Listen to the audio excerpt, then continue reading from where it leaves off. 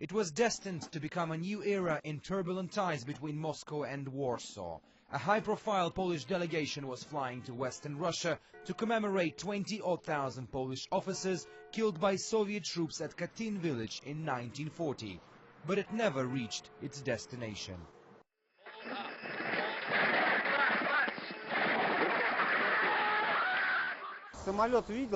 I saw a plane descending as usual.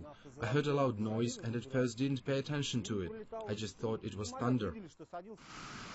The plane crash killed all 96 passengers on board, including the president and first lady and most of the country's political elite.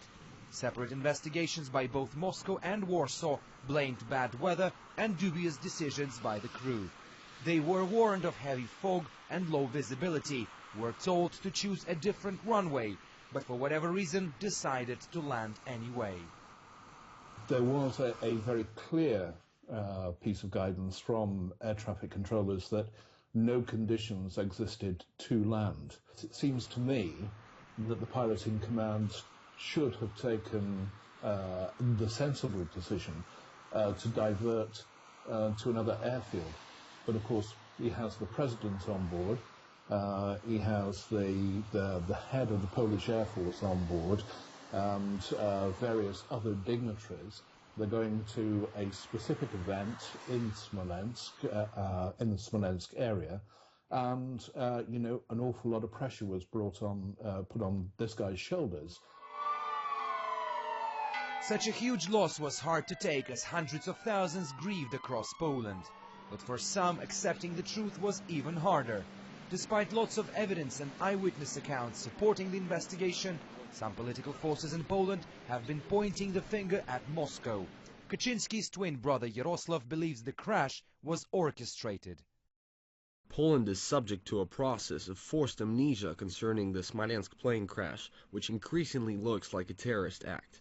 If there were explosions on board, if this catastrophe looks increasingly like assassination, then this means there's a new development in international affairs. Polish right-wing parties tried to use the Smolensk crash to score points in presidential and parliamentary campaigns which followed the tragedy. But their failure to win votes with anti-Russian rhetoric, say experts, proves Warsaw's line wasn't in tune with the thinking of the Polish people. And that a new page in relations has after all been turned, despite it happening in the most tragic of ways. The wreckage of the Polish presidential plane is still here, just 18 kilometers from the site of the Katyn massacre. And in many ways, this is the reminder that the Smolensk plane crash was a tragedy inside another tragedy. And while the Katyn massacre had scarred the relations for many decades, the events of 2 years ago have eventually brought the two countries closer in both the common grief and in the attempts to find the truth. Alexei Rashevsky, RT, reporting from Smolensk in Western Russia.